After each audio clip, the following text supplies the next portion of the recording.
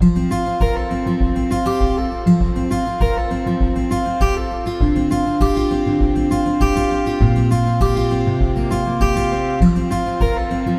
अस्सलाम वालेकुम स्टूडेंट्स, हम डिस्कशन कर रहे थे कैपेसिटर के ऊपर और इंट्रोडक्शन और कैपेसिटेंस पे डिस्कशन हो चुकी है। इसी डिस्कशन को आगे बढ़ाते हैं। सबसे पहला इशू हमारा ये था कि किसी कंडक्टर के ऊपर चार्ज टिकता नहीं था। जब आप उसको चार्ज करते थे तो उसका पोटेंशियल बढ़ जाता था और जब पोटेंशियल बढ़ता था तो चार्ज लीकेज शुरू हो जाती थी। इस प्रॉब्लम को इंसान ने सॉल्व किया कि एक पॉजिटिवली चार्ज कंडक्टर के पास एक नेगेटिवली चार्ज कंडक्टर को लेके आए, तो उससे ये हुआ कि उनके दरमियान एक फील्ड डेवलप हुआ और उनका जो पोटेंशियल डिफरेंस था वो कम हो गया। और पोटेंशियल डिफरेंस कम हुआ तो आप उनके ऊपर और चार्ज डाल सकते थे। उसी को नाम कंडेंसर दिया गया, जो कि बाद में कैपेसिटर के नाम से मशहूर हुआ। अब इंसान ने जब कैपेसिटर बना लिया तो वो ये चाहता था कि वो ज़्यादा एनर्जी स्टोर करे, ज़्यादा चार्ज स्टोर करे। और पता ये चला कि जो कैपेसिटेंस है वो ज्योमेट्रिकल प्रॉपर्टी है, वो एरिया ऑफ प्लेट्स पे डिपेंड करती है और सेपरेशन बिटवीन द प्लेट्स पे डिपेंड करती है। सेपरेशन कम करके आप कैपेसिटेंस को बढ़ा सकते हैं, लेकिन सेपरेशन कितनी कम करें? एक लिमिट तक ही आप कम कर सकते हैं, या फिर एरिया ऑफ प्लेट्स इंक्रीज़ करके आप कैपेसिटेंस बढ़ा सकते हैं। अब कैपेसिटेंस बढ़ाने के लिए एरिया ऑफ प्लेट्स बनाना पड़ेगा, जो कि बहुत कॉस्टली था। अब फ़ैन के साथ कैपेसिटर लगाना है तो एरिया बढ़ा के कैपेसिटी बढ़ानी है, तो कैपेसिटर जो है हो सकता है फ़ैन से भी बड़ा हो जाए। तो ये भी कोई अच्छा तरीका नहीं था। इंसान इस खोज में था कि एरिया चेंज किए बगैर ही कैपेसिटी बढ़ जाए। तो फैराडे ने कुछ एक्सपेरिमेंट्स किए तो उसे ये पता चला कि अगर आप प्लेट्स के दरमियान कोई इंसुलेटर रख देते हैं तो कैपेसिटेंस बढ़ जाती है। अब हमारे पास ये केस है कि ये कैपेसिटर है, आपने इसको बैटरी से लगाया और बैटरी ने इसको चार्ज कर दिया।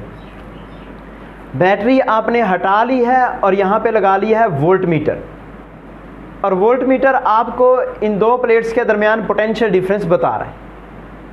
अगर आप इन प्लेट्स के दरमियान कोई डाइलेक्ट्रिक मीडियम रख देते हैं, कोई इंसुलेटर रख देते हैं, तो उससे क्या होता है कि चार्ज तो उतना ही रहता है जितना कि बैटरी ने सप्लाई किया था, लेकिन इन प्लेट्स के दरमियान पोटेंशियल कम हो जाता है।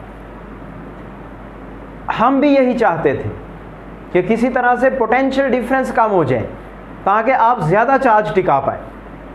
तो पोटेंशियल कम हो जाता है। सेम चार्ज के लिए पोटेंशियल कम होने का मतलब है कि कैपेसिटेंस बढ़ गई है, आप ज़्यादा चार्ज इन प्लेट्स पे डाल सकते हैं। दूसरा केस आपके पास है विद बैटरी, कि आपने एक बैटरी लगाई है, उसने कैपेसिटर को चार्ज कर दिया है। अब जितना बैटरी के क्रॉस पोटेंशियल डिफरेंस था उतना ही कैपेसिटर की प्लेट्स के दरमियान आ गया है। अब बैटरी साथ में कनेक्टेड है, लेकिन ये और वर्क नहीं कर रही। इसने जितना पोटेंशियल डिफरेंस प्रोड्यूस करना था वो कर दिया है। अब आप अगर इन प्लेट्स के दरमियान कोई डाइलेक्ट्रिक रखते हैं तो क्या होता है कि यही बैटरी जिसने काम करना छोड़ दिया था वो दोबारा काम करना शुरू कर देगी और ज़्यादा चार्ज स्टोर कराएगी। पहले क्यू चार्ज था, डाइलेक्ट्रिक रखने से क्या हुआ कि epsilon r into q charge store करवा दिया। एप्सिलॉन आर जो है इसको कहते हैं डाइलेक्ट्रिक कांस्टेंट, तो ज़्यादा चार्ज स्टोर करवा दिया बैटरी ने। उसी बैटरी ने और काम किया है और ज़्यादा चार्ज स्टोर करा दिया। पोटेंशियल डिफरेंस सेम रहा है, तो कांस्टेंट पोटेंशियल है, तो ज़्यादा चार्ज स्टोर हुआ है, तो इसका मतलब है कैपेसिटेंस बढ़ गई है। तो इस तरह से जब भी आप प्लेट्स के दरमियान कोई डाइलेक्ट्रिक मीडियम रखते हैं तो कैपेसिटेंस बढ़ जाती है। अब हम ये सीखना चाहते हैं कि जब दो प्लेट्स के दरमियान डाइलेक्ट्रिक मीडियम रख देते हैं तो पोटेंशियल डिफरेंस कम क्यों होता है और कैपेसिटेंस क्यों बढ़ती है। अब जो डाइलेक्ट्रिक है ये एक इंसुलेटर होता है, और न्यूट्रल होते हैं। इसके एटम्स मॉलिक्यूल्स जो होते हैं वो न्यूट्रल होते हैं। जो इलेक्ट्रॉन्स हैं वो न्यूक्लियस के साथ बाउंड होते हैं स्ट्रिक्टली, और इस पॉजिटिव और नेगेटिव चार्ज का जो सेंटर है वो एक ही होता है। मतलब यहाँ पॉजिटिव चार्ज है और बाहर इलेक्ट्रॉनिक क्लाउड है।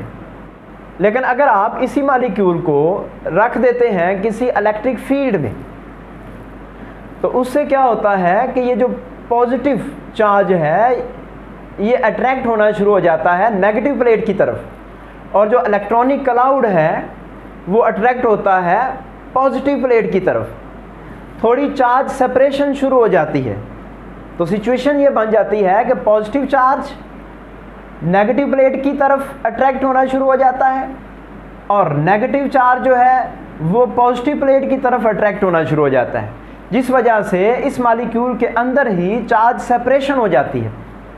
इसको हम कहते हैं कि इलेक्ट्रिक डाइपोल बन गया है। इलेक्ट्रिक डाइपोल क्या होता है कि दो इक्वल और अपोजिट चार्जेस अगर स्मॉल डिस्टेंस के ऊपर हों तो उसको हम इलेक्ट्रिक डाइपोल कहते हैं। यहाँ भी यही सिचुएशन है, और इस फिनोमेना को हमने नाम दिया है इलेक्ट्रिक पोलराइजेशन। कि इलेक्ट्रिक फील्ड की वजह से मॉलिक्यूल्स के अंदर जो चार्जेस हैं उनमें सेपरेशन आ गई है, इसको कहते हैं इलेक्ट्रिक पोलराइजेशन। अब होगा ये कि जब आप उस डाइलेक्ट्रिक मटेरियल को प्लेट्स के दरमियान रखोगे तो उस मॉलिक्यूल्स जो हैं वो इलेक्ट्रिक डाइपोल बन जाएंगे, और ये सिचुएशन बन जाएगी। जो नेगेटिव चार्जेस हैं इधर आ जाएंगे, पॉजिटिव इधर आ जाएंगे। अब होगा ये कि एक नेगेटिवली चार्ज लेयर जो है वो इस पॉजिटिव चार्ज प्लेट के पास होगी, तो नेगेटिव चार्ज जो है on left face of dielectric ये अपीयर हो जाएगा। ऐसे ही पॉजिटिव चार्ज जो है right side of the dielectric ये अपीयर हो जाएगा। तो इस पॉजिटिव और नेगेटिव चार्ज की वजह से यहाँ पे प्रोड्यूस होगा एक इलेक्ट्रिक फील्ड, जिसको कहते हैं electric field due to polarization. अब पोलराइजेशन से ओवरऑल रिजल्ट ये आएगा कि एक इलेक्ट्रिक फील्ड प्रोड्यूस होगा डाइलेक्ट्रिक मीडियम के अंदर, जिसकी डायरेक्शन एक्सटर्नल फील्ड के ऑपोजिट होगी, और ये जो फील्ड है ये इस एक्सटर्नल फील्ड को वीक कर देगा, कम कर देगा। तो जो नेट फील्ड बनेगा E डैश वो बराबर होगा E माइनस EP। तो E डैश जो है वो कम हो जाएगा E से। इसका मतलब है नेट इलेक्ट्रिक फील्ड डिक्रीज हो जाएगा प्लेट्स के दरमियान डाइलेक्ट्रिक मीडियम के आने की वजह से। अब जब इलेक्ट्रिक फील्ड डिक्रीज होगा तो हमें पता है V इज इक्वल टू होता है E इंटू डी। तो इलेक्ट्रिक फील्ड डिक्रीज होगा तो पोटेंशियल डिफरेंस डिक्रीज होगा। तो दो प्लेट्स के दरमियान पोटेंशियल डिफरेंस डिक्रीज होगा सेम चार्ज के लिए, तो कैपेसिटेंस बढ़ जाएगी। आप इन प्लेट्स पे ज़्यादा चार्ज स्टोर करवा सकते हैं। तो इस तरह से कैपेसिटेंस जो है वो इंक्रीज़ करती है दो प्लेट्स के दरमियान जब आप डाइलेक्ट्रिक मीडियम रखते हैं। अब जो नई कैपेसिटेंस होगी उसको कहते हैं C मीडियम। वो बराबर होती है epsilon R into C vacuum. Epsilon R जो है इसको कहते हैं डाई इलेक्ट्रिक कांस्टेंट, और डाई इलेक्ट्रिक कांस्टेंट जो है ये उस मटेरियल की, इंसुलेटर की फंडामेंटल प्रॉपर्टी है, और ये डिपेंड नहीं करती कि आपने कितनी बड़ी प्लेट्स यूज़ की हैं, कंडक्टर किस तरह का यूज़ किया है, उसकी शेप किस तरह की है। ये उस मीडियम की प्रॉपर्टी है और ये कांस्टेंट होती है। और उसकी कुछ वैल्यूज़ आपको दिखाई गई हैं। टाइटेनियम सिरामिक की वैल्यू 130 है।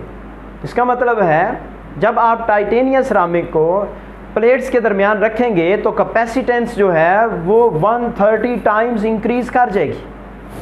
ऐसे ही अगर स्ट्रोंशियम टाइटेनेट रखते हैं तो 310 टाइम्स, 300 गुना से भी ज़्यादा हो जाएगी। अगर आप टाइटेनियम ऑक्साइड रखते हैं तो 40 टाइम्स इंक्रीज़ हो जाएगी। एक और पॉइंट है कि अगर आपने मीडियम रख दिया है प्लेट्स के दरमियान में, तो फिर जो एक्सटर्नल वोल्टेज आपने अप्लाई करना है उसकी एक लिमिट होती है, उससे ज़्यादा आप वोल्टेज अप्लाई नहीं कर सकते।